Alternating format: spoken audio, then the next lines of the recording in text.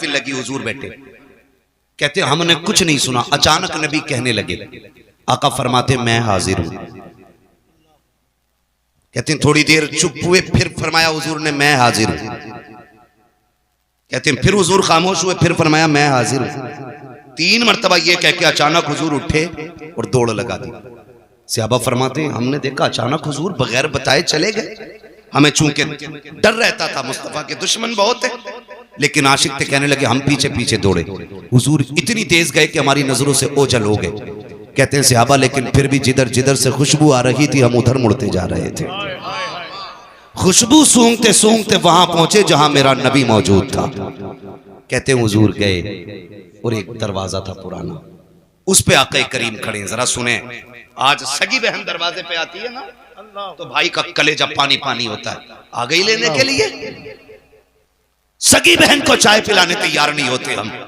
यूं तो सैयद भी हो, मिर्जा भी हो, अफगान भी हो, तुम सभी कुछ हो बताओ कि मुसलमान भी हो। हमारे रवैये सगी बहन को पानी पिलाने तैयार नहीं होते। आ गई हराम का खाने, जबान को ताला लगा। बेटियां बहनें जब दरवाजे पे आती हैं ना, वो तुम्हारा लेके नहीं जाती हैं बल्कि तुम्हें और दे के जाया करती हैं। मेरे नबी को देखो खड़े दरवाजे पे। कौन? बेटी अभी तूने कहा ना काश मेरा बाप होता, चल मुझे वही समझ दरवाजा खोल दे। उसने कहा मेरा बाप इतना अच्छा तो नहीं जो आ जाता। कहा फिर तूने ये भी तो कहा था ना काश मेरा भाई होता। महबूब फरमाते हैं चल वही समझ के खोल दे। उसने कहा मेरा भाई होता तो मैं यहां ना होता। आका फरमाते तीसरी बार तूने ये भी तो कहा था ना काश कोई मेरा हमदर्द होता। फरमाते हैं फिर मुझे हमदर्द समझ के दरवाजा खोल। बच्ची कहने लगी फिर आ जाइए अंदर। मेरे हुजूर तशरीफ लाए, चेहरा देखा देखती रह गए, लेकिन फिर देख के कहती आप कौन? हुजूर फरमाते हैं ये न पूछ मैं कौन, ये बता बेटी तूने आवाज क्यों दी थी, रोई क्यों? बच्ची कहती है क्या बताऊं, 7 साल हो गए इस मकान के अंदर। मैं 8 साल की थी या 9 साल की थी, उस वक्त मेरा बाप मुझे बाजार में बेच के गया था और ये मुझे खरीद के लाया था। कहती है वो अच्छी आदत वाले आज तक मुझ पे सितम रहा है। मैं इतनी थक चुकी हूं कि अब मुझसे काम नहीं होता। ये देख मेरी उम्र 15-16 साल है, तुझे नहीं लगता मुझ पे बुढ़ापा आने वाला है?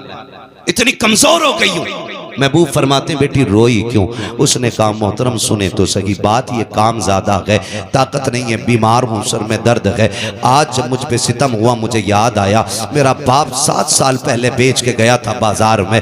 काश मेरे बाप ने मुझे बेचा ना होता, और अगर बेचा था तो आज देख लेता, मेरी हालत देखता तो यहाँ रहने न देता। जब उसने अपना हाल दिल बताया है, नबुव्वत वाली आंखों से आंसू बरसने लग जाते हैं। खुदा की कसम 2 मिनट अखबार पढ़ के हम थोड़ी देर टेंशन करके नजरअंदाज कर देते हैं। मेरे नबी का किरदार देखो, जब बच्ची ने रोना शुरू किया है, आका करीम सल्लल्लाहु तआला अलैहि वसल्लम फरमाते बेटी मालिक कौन है? कहा एक यहूदी मेरा मालिक है। कहा कहां रहता है? कहा आप क्या करोगे पूछ के? मेरे नबी फरमाते हैं बेटी मैं तुझे आजाद कराने आया हूं। इतना सुना बच्ची कहती है यहाँ कौन किसके दर्द बांटता है, कौन किसके दुख बांटा करता है? मेरे नबी ने कहा था बेटी मैं आया हूं। सहाबा से कहते हैं सामान इकट्ठा किया जाए। सारे सामान की गठरी बांधी गई। कान खोल के सुनना प्यारे, अंदाज़े बयां मेरा बहुत शौक लगी है, शायद के उतर जाए तेरे दिल में मेरी बात। जब सारी गठरी बांधी गई, आका करीम ने बेटी का हाथ पकड़ा गए, लेकर के चले गए। साहबी गठरी लेके जा रहे हैं। आका कहते हैं ये गठरी किसकी है? आका इस बच्ची का सामान है। मेरे नबी कहते हैं लाओ ये सामान हमें दे दो। क्या करोगे? आका कहते मैं अपने हाथ में लेके चलूंगा, सरकार गुलाम हाजिर है, हम लेके चलेंगे। तब मेरे नबी ने कहा था ये मेरी बेटी का बोझ है, मुझे उठाने दो, ताकि कयामत तक कल किसी बाप को अगर बेटी का बोझ उठाना पड़े उसे गैरत नहीं आनी चाहिए, नबी की सुन्नत समझ के बेटी का बोझ उठाने लग जाए। ये मेरे नबी का किरदार रहा। आका करीम ने उस बच्ची की